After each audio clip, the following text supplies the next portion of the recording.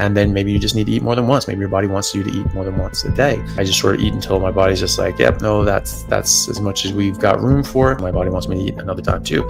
So I end up eating more than once a day when that happens. When you do eat a carnivore meal, eat until you're comfortably stuffed. Actually try to eat more than you think that you should eat. Now listen, before I say anything, these guys are absolutely amazing and their advice works incredibly well for the general population. If you're dealing with obesity, autoimmune diseases, diabetes, or you're just trying to get your health back, then please do listen to them. But this video isn't for the general population. This video is for lifters who want to maximize their muscle growth and strength on the carnivore diet. So if that's not your goal, then none of this advice applies to you. But if it is your goal, then you should not follow the advice in the first two clips of this video of Anthony Chafee and Ken Berry. Eating until satiety and only when you're hungry is one of the fastest ways to stall your physique on the carnivore diet. And don't even get me started on OMAD, bro. But for everyone out there following this, I actually tested it out for myself. I ate only when I was hungry, and then I ate until I was comfortably stuffed. And let me tell you, the results weren't great, bro. I literally almost got fat. Now, don't get me wrong, though. Their advice does sound real nice. I mean, I would love to stuff my face with steak and eggs as much as I can, but that's just not gonna work, bro. Like if you have a really big appetite like me, that is going to make you fat. And if you're someone with a small appetite, then this just still doesn't work because you're not gonna be eating enough. And trust me, I know how that feels. I grew up as a really skinny kid who struggled to gain weight too. At the start of my lifting journey, I was 110 pounds, and fast forward to now, I've gained over 100 pounds. But that definitely didn't come from just eating until I was satisfied and I wasn't hungry anymore. Actually, it was literally just the complete opposite of that. I ate 5 meals a day that were 1,000 calories plus for the first 4 years of my lifting journey, and I never skipped a day. But the pain of being skin and bones and being picked on my whole life was way worse than the pain of force feeding myself, so I chose to pick up that damn fork, bro. Nowadays, after getting so used to that, my stomach capacity definitely expanded and I could just eat a ton of food. Like I always have an appetite, but I have to shut myself up sometimes and tell myself no. So like I said, I understand both sides of the table here, and this video is for both types of people. Whether you're the guy trying to gain muscle and lean out on the carnivore diet, or if you're the guy trying to gain a bunch of mass and lean bulk on the carnivore diet. Before we hop into this, what we all gotta understand is no elite physique in history was ever built off appetite and feelings. I want you to think of literally any famous bodybuilder. Do you really think they just ate however much they felt like and whenever the hell they wanted to? Hell no, bro. It was built on structure and consistency. The reason consistency can be hard is because it doesn't feel good in the moment while you're doing it. But if doing the right things felt good all the time, then me and you and all of us would be jacked, lean, and billionaires. But unfortunately, life doesn't work that way. So we got to snap out of this carnivore fantasy land where our body just magically knows our goals and is going to get us there as fast as possible, because that's not real, man. And for all my guys that say, well, listening to your body is what our ancestors did and that's natural. Well, if we're being so real, getting jacked and hitting the gym isn't natural and isn't what our ancestors did, and that's why they didn't look absolutely jacked and shredded. Like our ancient ancestors weren't just getting crazy pumps in the gym. So you can't just follow their exact method of eating and then expect to get completely different results from what they looked like. But here's where literally everyone misunderstands carnivore diet. Carnivore has two different modes. We have healing mode and we have growth mode. And most people only ever talk about the healing mode, so let me explain what that is. Let's just use this as an example. This isn't actually me, but let's say I'm 300 pounds and I eat like the typical American, shoving a bunch of ultra processed carbs and refined sugars down my neck all day. My hunger cues are completely fried and I snack all the time. Lastly, my insulin is constantly getting chronically spiked,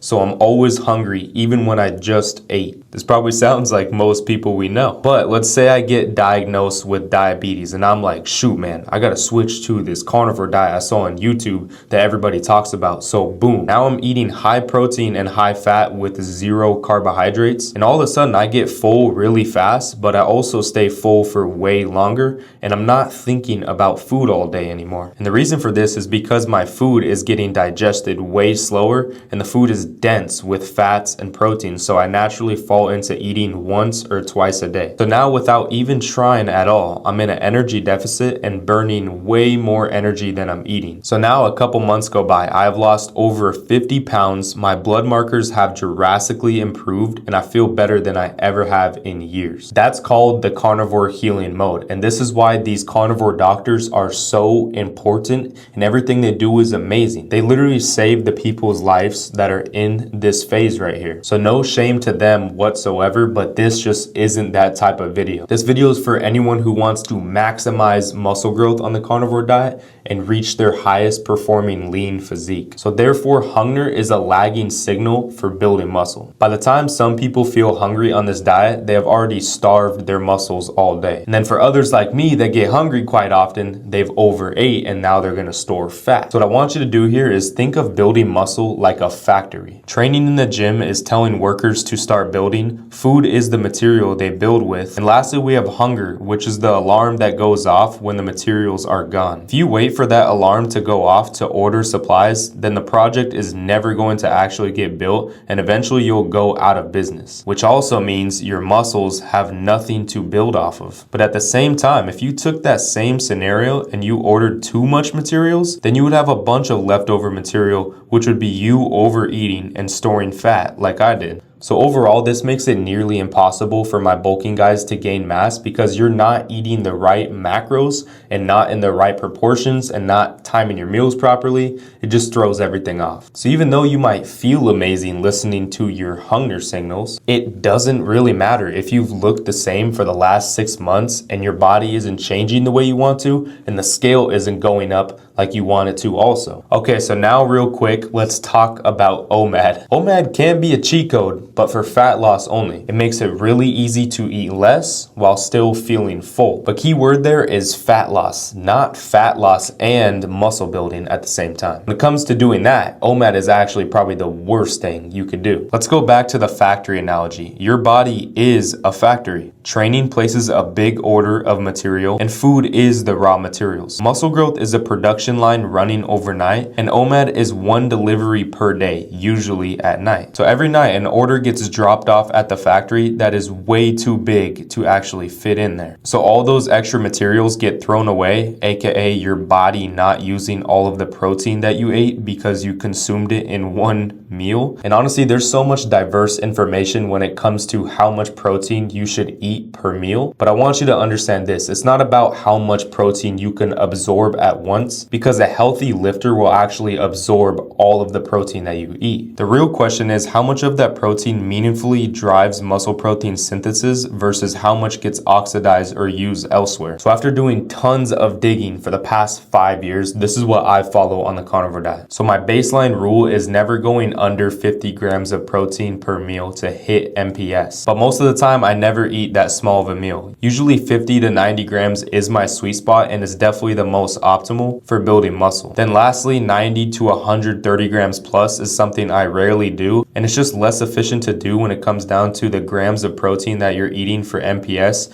and not all of that protein is actually getting used. I have all my clients that are 170 pounds and above follow this too, so if that's you, I definitely recommend you give it a try. But last time, let's circle back to OMAD. If you're doing OMAD and trying to get 1 gram of protein per pound of body weight, first off, that's already kind of hard, but even if you do, all that protein isn't getting converted into muscle protein synthesis, so basically the rest of it just gets wasted and not building muscle tissue. That means you're leaving gains on the table, but you're still asking questions like, yo bro, why do I look the same? Why am I not getting bigger? Why do I feel weaker in the gym? Yo bro, wake up.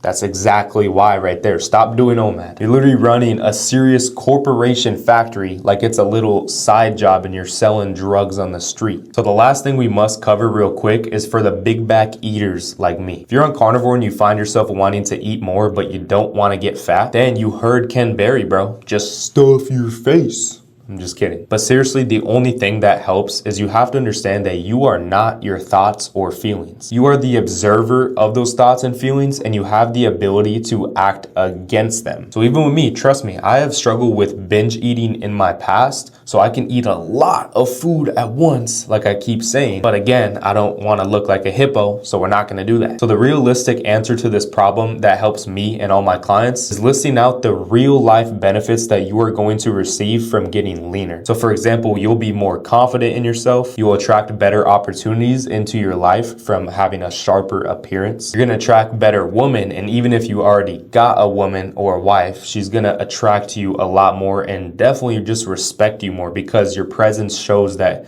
you're more disciplined and you don't give in to comfort. Lastly, if you're somebody with kids, then your kids are going to look up to you like you're that superhero father, and that's what I aspire for my future. I could go on and on about all the benefits, but those are just a few relatable ones that, a lot of people can relate to. So the second thing I want you to do is list out all the downsides if you didn't get lean and you just stayed doing what you're doing and having a higher body fat percentage. And these will most likely just be the opposite of the things you listed before, and then maybe a couple added ones on top. But what all this does is it just creates a pain that is stronger than the pain of staying the same. So if you were to check up on these two lists that you have very often and then create an exact system and macros and meals that you follow every day, even with the workout plan and all this stuff tied into one full system for you, it would be really easy to actually stick to your goals and not overthink if you should indulge in extra food. Or if you're on the other end and you're struggling to bulk, then you wouldn't negotiate with putting the fork down. No, you're going to pick that fork up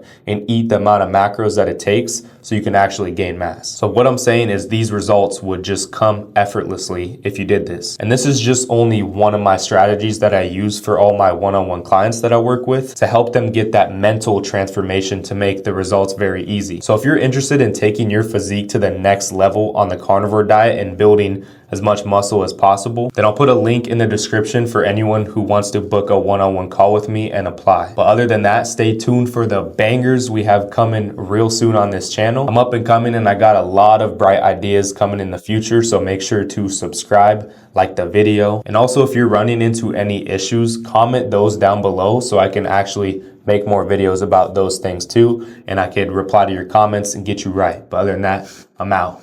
Let's go.